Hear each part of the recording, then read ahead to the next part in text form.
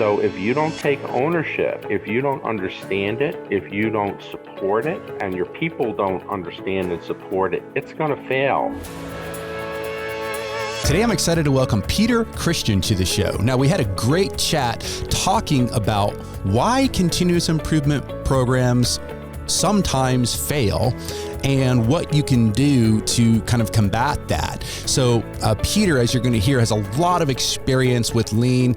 He's worked in a variety of different industries. He did some consulting before he retired. So he's one of those guys who's just got a lot of wisdom and he's got a lot of stories to share. And I think you're going to really gain a lot from this episode. So please give it a listen all the way through. Show notes for this episode will be found over at gembapodcast.com. Look for episode 364. Finally, if you're listening to this on like the Apple Podcast app or maybe Stitcher or some other platform like that, and you see where you can give the podcast a review, if you could give it a 5-star review, man, I would sure appreciate it. The more we learn about these ratings, the more we learn that the algorithms really like that. So we got like 100 or so reviews on the Apple Podcast, which is not that great, so I would love to double that in the next 30 to 60 days. So I'm going to kind of be monitoring that. I don't know if I'm going to make a little control chart or not, but I might. So yeah, if you wouldn't mind giving a review, you can give an honest review. If you hate the show, well, maybe don't give a review if you hate the show, but if you listen on a regular basis and you find some value on it, a 5-star review sure would help us out a lot. Okay, enough from me. Let's get to the show. Peter, welcome to the show. How are you? I am well. Thank you very much for inviting me to participate. Oh, you're welcome. You're welcome. And I want the listeners to know that I think Peter wins the award. This is episode 364. I think Peter wins their award for the most patience. We've had we're recording this on, towards the end of February, and here in Texas, we've had a crazy run here with some insane weather. And we had some action here at Gamba Academy Studios. We had a pipe bust and all kinds of craziness. So I think we've rescheduled. I joked, with Peter before we hit record, we've rescheduled this 500 times. Maybe it's been not that many, but it feels like that. So thank you for your patience, Peter. I really appreciate it. You're quite welcome. Patience was never one of my virtues, but it's become over time. See, so there you go. It worked out well. I'm making you more virtuous. See? Yes, you are. Somebody needs to. That's wonderful. All right. Well, hey, Peter, as you know, we do like to kind of kick things right off out of the gate with our guests sharing a quote. So do you have one? Yes, I do. I thought about it a bit, and I had 3, and I narrowed it down to 1. And the one I wanted to share with everybody was the definition of insanity, which is when you try to do the same thing over and over and over again and expect to get a different outcome. Yeah. And that's the definition of insanity. Yeah. Yeah. And boy, it's, even for us, kind of so-called lean thinkers, sometimes we'll even find ourselves doing it, right? And instead of having that mind of an experimenter. So it's tough. Yep. Very good. Peter, tell us about yourself. Tell us about your background, how you first got involved in all this continuous improvement activity, and then tell us what you're up to these days. Okay. I have about 40 years of industrial experience after graduating from Lehigh University with a master's in industrial engineering. I worked for Air Products and Chemicals for about 2 years as a cost engineer, and then moved on to Crayola Corporation, where I held a variety of different positions, from industrial engineer to director of operations, director of quality control, and research and development. Throughout my career there, we were always looking to make improvements in the organization, particularly with controlling costs, because by doing that, we were able to maintain our prices. For 3 years, we didn't take price increases at one juncture because of the improvements we made and the cost reductions that we made, which gave us certainly a great competitive advantage. After I left Crayola, I went into the consulting world, and I've been in that for roughly about 25 years now. And then at the end of 2018, I decided to retire, and I put quotes around that because I have been more busy since I retired than when I was working, I think. Yeah. In that time, I have written 2 books that have both been published and are out on Amazon. One is What About the Vermin Problem? And that was a book where I took together a number of experiences I had as a consultant and said someday they should be in a book. And by golly, I made it into a book. And the person I was working with on the book said, well, nobody ever writes just one book. So she convinced me to write a second book, Mhm. which I never intended to do. And that came out just at the tail end of last year. And that one's called Influences and Influencers. And that's kind of a companion to the first book. It's not so much about what people do, but about how we learn and how, as we progress through life, and we should be constantly learning. And then I got involved with educational. I went back to some of my old schools, Rutgers University, where I did my undergraduate, and I've been involved with them. Lehigh University, I just talked to them, and I'm going to do a student lecture and do some mentoring for students.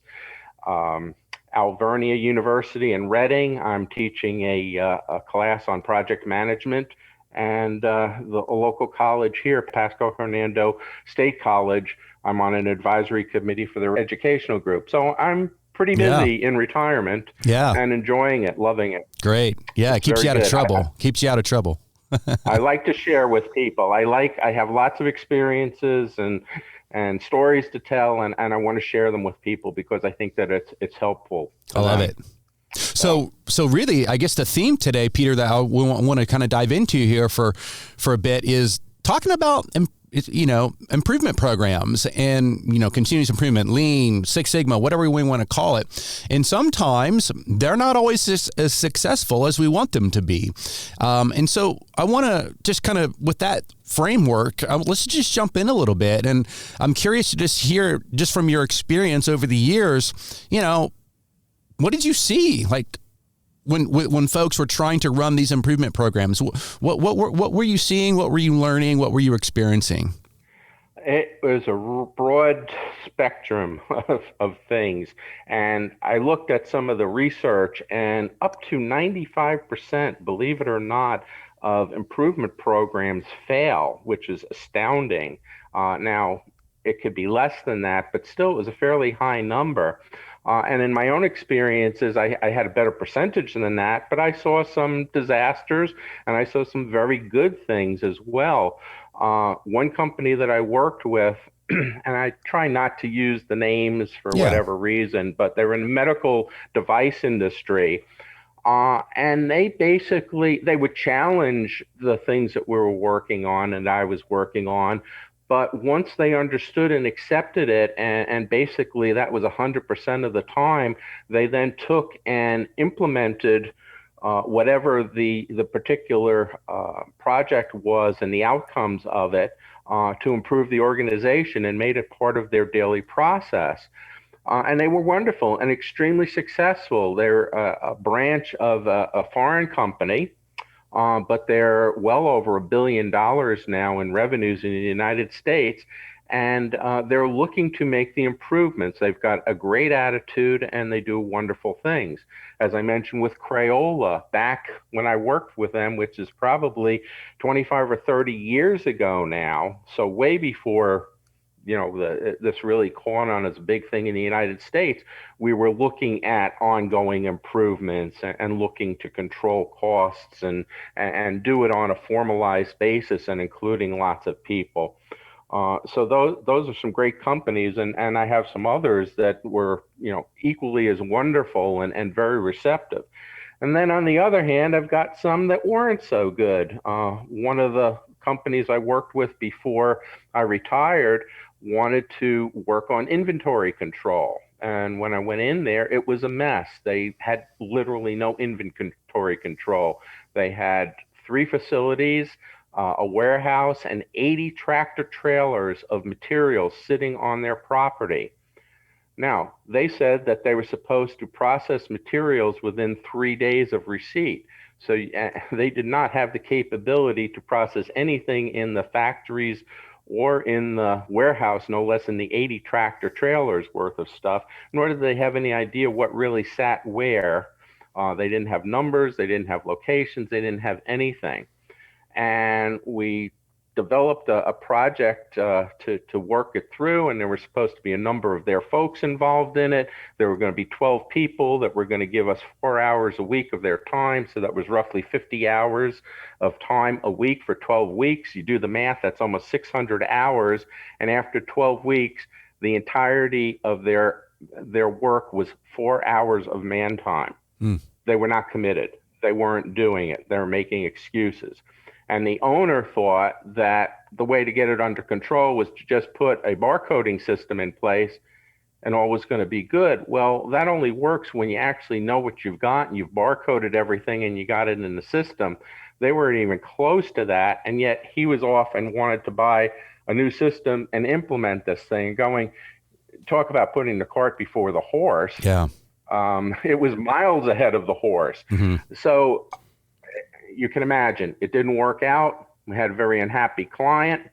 We were quite unhappy with the results of it, because you don't want to see anybody fail. You want to put the time in with people. You want to see them progress. And when they don't cooperate and they don't get it, it's very disappointing. So let's talk a little bit about some of the reasons why you think these initiatives, I hate to use the word fail, because to me, the only way to fail at continuous improvement is to quit, right? If you quit and you quit trying, well, yeah, then you could chalk it up as a failure. But if you're struggling or you're moving along and it's not optimal, I wouldn't call it failure. But for those that maybe quit, maybe they just stop trying, can you put some, maybe a few different potential reasons on why that is, why that happened? Well, in the case of the example that I just gave you, maybe we could call it the magic wand theory, that you've got this magic wand where you just wave it and miraculously everything works. And it's not that. There's a lot of hard work involved. And when there's a lack of commitment on people's parts, when they either don't accept that or realize that or fully understand it, that's a problem. So commitment is certainly a big thing. Yep. Sometimes ego gets in the way. And I certainly had that with that person, and I've had that with some others. I had one instance where a company wanted to put a clean room in. They had never done it before, and they were going to do clean room work then. One particular client in particular. We got to the point where we spec'd out, and there are varying degrees of clean room, from where you're doing microchips to where you don't have quite as tough a standard. And the owner said, that air handling and filtration stuff is too expensive. We're just going to put some window air conditioners in. And we'll have a clean room. And I went, no, you won't. You'll have an air-conditioned room, but you certainly won't have it. And we got into a tussle, and literally we stopped working on the project. I said, I'm not going to be associated with this, because you're going to take it to the end. You're going to bring the client in. They're going to go, you don't have a clean room operation. And you're going to point at me and say, well, he didn't tell me that was the case. And I'm telling you right now, it's not the case. And if that's the route you're going, I don't want to have anything to do with it. So they get that ego, they get, I know better than you, and I don't want to spend the money on it. I want to be cheap about it. I don't want to do it the right way. And, if you want to say giving up, I call it a failure, because when it doesn't come to a happy conclusion, I consider that a personal failure. So I had that kind of experience. Had another experience with a company where the owner, who was brilliant, had invented one of the best heating stoves in the United States. But he was struggling business-wise. He was not a good businessman, had hired a lot of family and relatives and friends to run the company, and they didn't know either. He wanted to spend an amazing amount of money to do automation, and he really didn't need it or could afford it. So we're doing studies on it and showing him a cheaper, more practical way to do it, but didn't have the automation. And he just poo-pooed it and said, nope. This is what I want to do. I want this, high-tech warehouse and all the bells and the whistles. Well, he never got it. wound up failing to the point where he couldn't afford to run the business, had to sell it out to his competitor. The money that he got from the competitor didn't go in his pocket. It went to pay all of the debts he had incurred. So he sold his business for nothing. So after all, a great inventor, and at the end of the day had nothing to show for it because he thought he knew better than the people he brought in to help him and tried to prove it to them and wound up failing. So, Mm-hmm. so it's a variety of different things. It depends on the circumstance, but those are the big things that I see as to why programs don't necessarily go. Yeah, and I almost feel like those examples that you just gave, there's almost a meta term that I want to use here, like almost like a lack of humility, right? Like whether it's ego or it's pride or whatever, you've got to be humble, right? In order to continuously improve, you've got to be okay with saying, I don't have the answer, but I'm willing to go and experiment and see if I can figure it out, right? And see what we can learn, right? Like having that learner's mind and that learner's heart. That's really hard for people. I've seen it in my career over the years when I worked in the corporate world. The higher the executive was, especially kind of C-suite type folks, I mean, they're making a big bucks, right? And they're supposed to know, right? And so they're afraid to be vulnerable and to say, I don't know, I don't have the answer, but let's go figure it out. So that's really hard that I've seen, especially in these publicly traded companies. They got to get on, talk to Wall Street and all the rest of it. Wall Street doesn't want to hear that you don't know, because that sows doubt. Right. There's uncertainty in that, right? And that's why it's so difficult sometimes for these big publicly traded companies to, practice this stuff or to be open and honest. Sometimes they just got to lie to Wall Street, and even though they don't know, they're making something up just so their stock doesn't tank, Right. But yeah, it's tough. So, so you were a consultant, right, for many years, and you went in and people paid you to help them, right? That's correct. But what about, is there a dichotomy? Is there a balance that we need to have as it relates to relying on outside experts such as yourself, such as Gemba Academy, like different organizations that go out and try to help people? What kind of balance does there need to be between relying on outside folks and, ensuring that your internal resources are being grown and nurtured? Talk about that a little bit. I think anybody who hires a consultant and thinks that consultant is going to make them whole is barking up the wrong tree for sure. And when I start a program with any company, I say, I will help you, but at the end of the day, you own it. Yeah. Because at some point, our project is over and I'm going to walk out the door, and whatever is left, you've got to deal with. So if you don't take ownership, if you don't understand it, if you don't support it, and your people don't understand and support it, it's going to fail. Yeah. So it's not really on me, it's really on you. We will work together. I will give you all the tools that I can. I'll give you all the knowledge I can. I'll give you all the help I can. But you've got to take ownership of it, and you've got to run with it. And again, it goes back to that magic wand or that magic person where somebody thinks that they're going to bring somebody in and they're going to wave whatever and everything is going to be whole, and it doesn't work that way, and they're kidding themselves. You have to take the ownership for it. You have to be involved. You have to understand, you have to learn. And every project to me was a learning experience, because whatever we were doing, and there would be techniques that would be used, and you're certainly familiar with them through the academy. A lot of companies don't have that knowledge. So you're teaching them. Mm-hmm. And they've got to understand it, and then they've got to apply it again while you're there and once you leave. And you don't want the consultant to be there forever. Anybody who turns their business over to somebody from the outside is making a big mistake. You cannot do that. You're running your business. You've got to have the control of it. They're just there to help you as an assist. And if you go in with any other idea than that, then, like I said, you're barking up the wrong tree, and you probably shouldn't get started.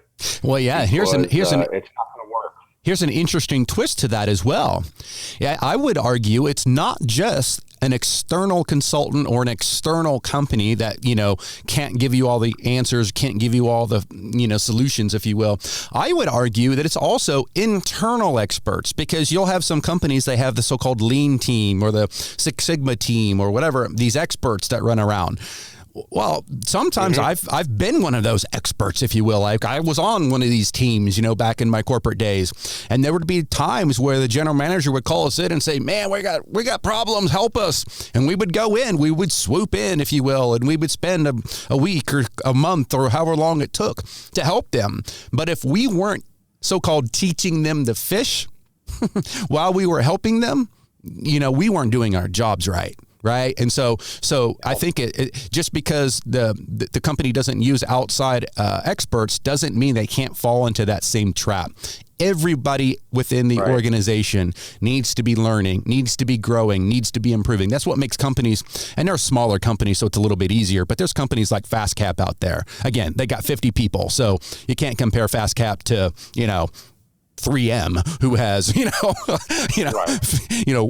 far more than 50 people. But when you have a small company, you really can. Everybody can walk around and fix what bugs them or whatever it might be. But we need to have that attitude no matter how big we are. We need to be striving for that, right?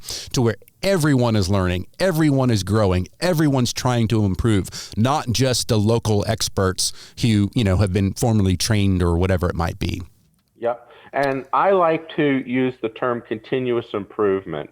And continuous means I'm going to get you started, but you're going to continue forever to work on things, because new techniques come out, new tools come out, new products come out, new supply chains come out, all sorts of new things, and you have to adapt to them, and you've got to make the changes. And as you make changes, whenever you put anything new in, you get good at it over time, but you're making improvements to it, small adaptations and tweaks and so forth.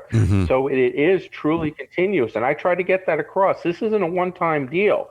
This is now and forever. And the people who buy it, and I go back to that first company that I had mentioned, the medical supply, they were great at doing that. They understood that. And they brought myself and my company in to do the oneers.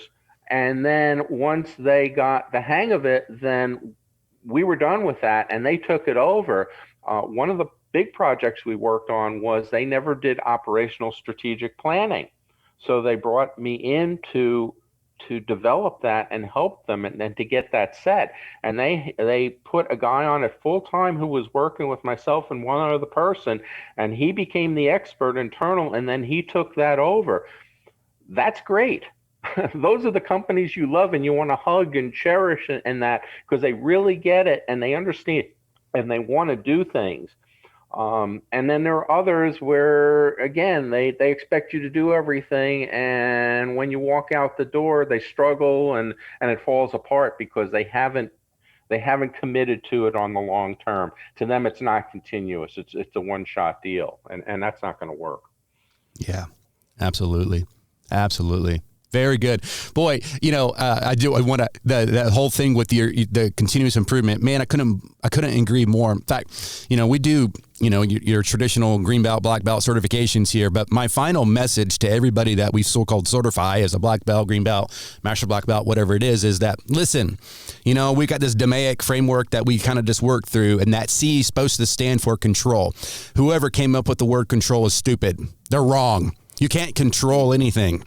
It's either getting a little bit better or it's getting a little bit worse. There's this thing called entropy, second law of thermodynamics, and it's pulling on our processes non-stop. So the only way to combat entropy, the only way, is not to maintain the gains or sustain the gains as we try to pretend and put in our PowerPoint slides when we're teaching that step. It is to make it a little bit better every day. And that's the only way.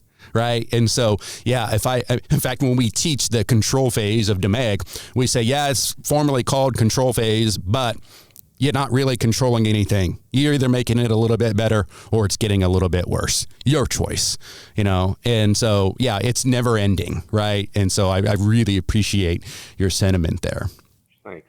Yep. Beautiful. I agree totally. Well, hey, man, it's been a fun conversation, Peter. You got some great stories, man. Thank you for sharing those. Let's go ahead and wrap things up with, why don't you just share a final words of wisdom or some tips or some practical tips that folks can take away on this podcast, and then definitely tell folks how they can connect with you over LinkedIn. I don't know are you like a Snapchatter or anything like that, Peter? I'm just kidding. But best way for folks to connect with you. Okay. My advice to folks is, and I will go back, person I who had a big influence on me, and it's in one of the books, was Joseph Duran. I got to meet Dr. Duran before he passed away. I was still at Crayola, and we were doing a lot of different programs at the time. And we met him, and he said to myself and a colleague of mine, "So what is it that you guys are doing?" And my colleague says, "Well, we're doing JIT, and we're doing TQM, and we're doing a variety of things." He listed about 6 or 8 or 10. And Duran looked at us, and they were all acronyms. They all, TQM. Yeah. And he says, "To me, it sounds like you guys are doing alphabet soup." Mm-hmm. He said, "They're all good programs." He said, "But pick one." He said, "Because they're all kind of the same. They all have their own little idiosyncrasies to them, because somebody developed, took one program and added his little piece to it to wrote make a it book. his program Yeah. and sold it." Right. Yeah. He said, "Pick one and do it well." Yeah. He said, "That's all you have to do. Stop chasing them. Don't be the flavor of the month club or Yeah. the program of the month club." And there are companies like that. And that hit me. And I even wrote an article about that, and I call it Pick Your Path. And you should do that, but make sure that you pick a path and then you stay on it and you continue to work it. Like I said, there's always going to be changes to your business environment. There's new technologies and new things and new ideas, and you want to integrate those in. You have to integrate those in. Crayola Corporation has been around for, I think it's 130 years now. They make crayons and they make markers, and you go, well, what the heck? But they have managed to stake their place in the world with all the technology and everything else that's going, and we're able to establish their business with all these other things going on. And you need to do that. If you ever give up on that, you're going to fall behind. And sometimes it's pretty hard to catch up when you fall too far behind. Mm-hmm. And to the point you made, if you want to say that there's never a failure, maybe there isn't. It's people that are giving up or quitting. Don't give up. Don't quit. Yeah. Things aren't easy. It's not an easy thing. Sometimes it is, but most of the times it's hard work, and there are bumps and there are bruises along the way, but you'll get through it. So do not quit. Do not give up, because that's the worst possible thing you can do. When you do that, there's only one outcome after that, and it's not a good one. Yeah. Because then other people and other companies and other things will dictate to you. You want to have as much control, and I know you just talked about not having control, but you want to have as much as you can. You want to have as much say in what's going on. Yeah. And when you give up, you see that. So do not do that. Yeah. Fantastic. And what's the best way for folks to reach out to you, Peter? Okay, so 3 ways. First of all, I am on LinkedIn, so you can find me, Peter Christian. I don't think there are a heck of a lot of the folks, and I'm listed under author. So if you go to LinkedIn and you see me and you would like to connect, I've been connecting with quite a few people recently as I espouse different viewpoints. So that's number 1. Number 2, my email is PH and then my last name, Christian, and then the number 53@gmail.com. So if you want to get in touch with me and you would like to chat about something, to kick some ideas around or thoughts or get my opinion on something, you can do that. And then last but not least, I have a website, which is HTTPS and then 2 backslashes and then a colon, and it's Pete Christian Books, that's all one word, .com. And that's my website. I talk about my books, I talk about speaking, I talk about consulting. I have blogs on there, which has lots of information. And it also has a way that you can hook into me and say, I would like to talk to you about something. So there's 3 different ways that you can do that. My LinkedIn, my email address, or my website. Got it. And we're going to put it all in the show notes page. So if folks just want to go to gembapodcast.com, look for episode 364. We're going to link to everything Peter just mentioned. So don't worry if you didn't get it all written down. But Peter, thank you for coming on to the show. It's been really fun hearing your stories. And yeah, again, thanks for your flexibility and for your patience. But hey, I think it turned out great. So I'm glad that we persevered and we didn't quit, right? We didn't quit. We didn't give up. Absolutely. We didn't quit. We had commitment. That's it. That's it. All right. Well, take care, my friend. Thank you. Thank you also. I appreciate it. All right. Bye-bye. Thanks for listening. Whether you've been on the continuous improvement journey for many years, or perhaps you're just getting started, Gemba Academy is here to support you. And while we're best known for our more than 1,500 Lean and Six Sigma teaching and virtual tour videos, we also have a team of experienced Lean and Six Sigma practitioners available for one-on-one coaching, as well as a variety of Lean and Six Sigma certification options. To learn more and to schedule a demo, head on over to gembaacademy.com.